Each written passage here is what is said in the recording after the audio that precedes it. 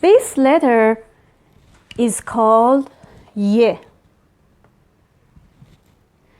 This is a small ye, and this one is capital ye.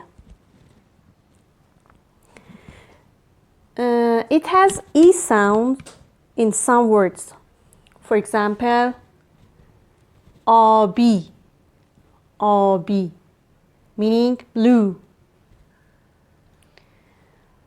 Or bimari, bimari, meaning illness. As you see, in this word we have two E sound. The first one is shown by small ye, which is in attached form, in the middle of the word. And the other one is shown by capital ye, which has come at the end of the word, and it stands separated.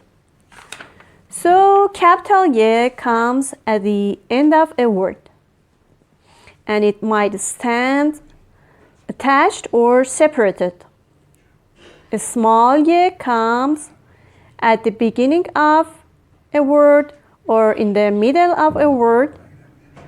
When it comes at the beginning, it doesn't have E sound.